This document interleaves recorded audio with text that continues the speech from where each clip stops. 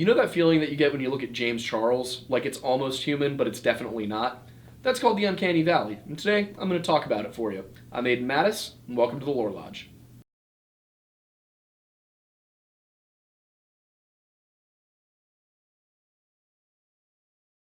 The Uncanny Valley is something that you've almost certainly heard of if you are perusing the paranormal side of the internet. Now, you might not be certain what it is, and that's fair enough, but it is actually a documented psychological phenomenon where people, as they look at things that are approaching the likeness of a human, become more and more comfortable looking at them. You start to recognize it more, it mirrors your features in some way, and you're like, all right, that's similar to me. And this is probably because of just in-group bias and thousands of years ago, us getting used to looking at other people. But there is a point on this curve where something starts to look a little too close to human to not be. And it's in that space that the Uncanny Valley exists. And the reason it's called the Uncanny Valley is because if you look at the graph floating next to my head, there's a spot where there's just a valley.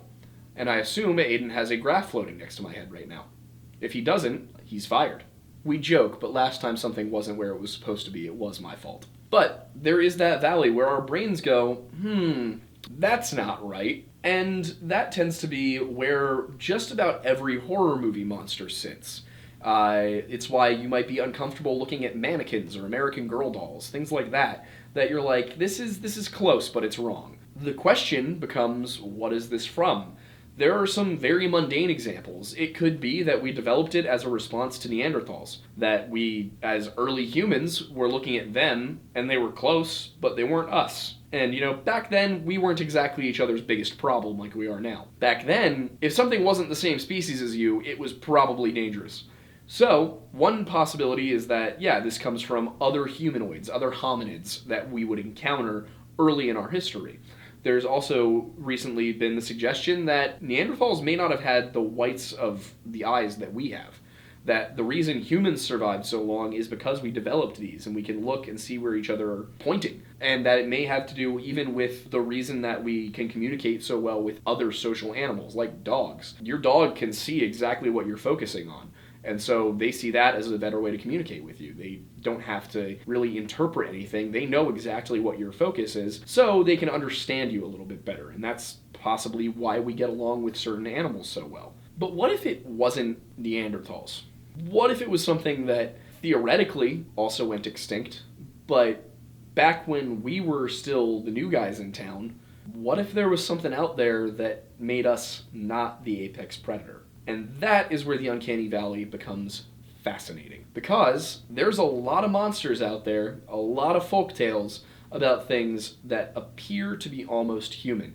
You've got Mahaha the Tickler, you've got La Llorona, you've got, demons, and you have the Scream mask, and even the painting the Scream, that triggers people's Uncanny Valley effect. If you watch, for example, I Am Legend, those creatures that are in the film, the infected people that have the pale skin and the sunken faces and the eyes are wrong, and it feels wrong, to look at. Or if you look at, for example, Polar Express, then they have those glassy dead eyes and the motion capture technology that made everyone super, super uncomfy. But it's led people to ask the question, was there something deep in our genetic memory that scared the living hell out of us back before we had street lights and torches and mastery of fire and things like that to keep our nights lit? Is it possible that we were being hunted? The evidence actually seems to suggest yes, in my opinion, as a historian and folklorist, because why do we all have the same fear of something like that unless it stems from a place of collective genetic memory? Think about it. It can't be sickness because it doesn't only work with things that are pallid. It affects other types of alarm bells. Are all humans pretty much universally scared of things with elongated faces, sharp teeth, sunken eyes, pale skin? Yes.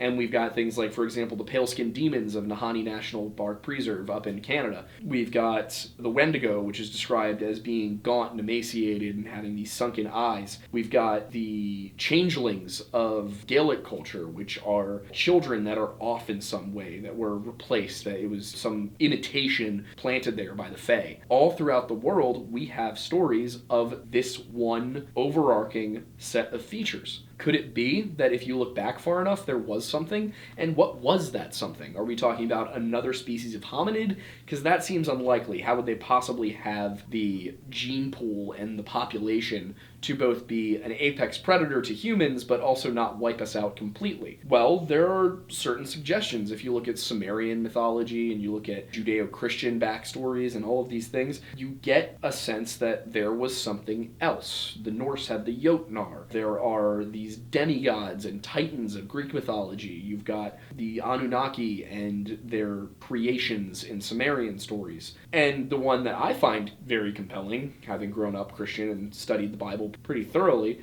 is the Nephilim. If you look at the description of the Nephilim, they are said to be larger than humans, like 9 to 12 feet tall.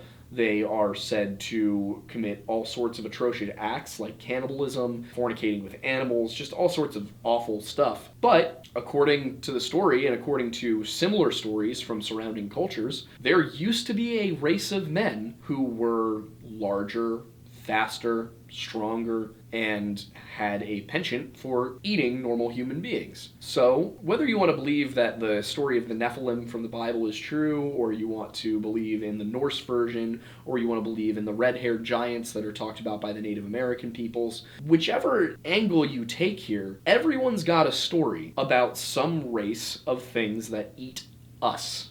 And I don't think that that's a coincidence. I don't think that's an accident. I think that human beings, for a long time, were interacting with something that was such a problem for us that it left scars in our genetics that are still there to this day, and that can be triggered by things like horror movie monsters that simply mimic these traits. And you might be asking, why specifically the Nephilim? Why does that one stand out to me? It's because of the other stories that are associated with it. For example, in Genesis, there's the story of the flood, which we learn was to wipe out wickedness, but if you read the Bible, it actually happens as a direct result of the Nephilim existing on Earth. So we've got that, and then everyone else has a flood story as well. And these flood stories happen to line up chronologically with about the Younger Dryas period and the end of that, and Meltwater Pulse 1b. So when you've got a story of these things, and then you've got another story that is a direct result, or at the very least directly linked to that first one, and the latter story has scientific backing, that's when you got to look at it and go, all right, maybe. Maybe we're dealing with something here that we don't quite understand. We're not pulling this out of the blue. This isn't out of thin air. We have stories from our most ancient ancestors, as far as, culture goes, where they were dealing with a race of cannibalistic beings that were wiped out by a flood about 11,600 years ago. We've got the story of Atlantis, which is right up there. Civilization seems to spring straight out of the area south of Mount Ararat and the mountains of Ararat. It seems to me like there is at the very least a possibility that we were dealing with something real, and we might still be dealing with the effects of that to this day, and that could be where the Uncanny Valley comes from. So, if you have thoughts, let us know in the comments. We would love to hear what you have to say. If we see something especially interesting or funny, we will pin it to the top of the comments section. And if you want to support what we're doing here at the Lore Lodge, you can subscribe to us on Patreon or become a member here on YouTube. But if you don't want to do things monetarily, at the very least, smash that like button, hit the notification bell, hit the subscribe button, share this with a friend who doesn't believe in monsters, then I don't know, give them a timestamp somewhere to make your point. I don't know. I think most of my friends just think I'm insane at this point. So, anyway, I'm Aidan Mattis, and thanks for stopping by the Lore Lodge.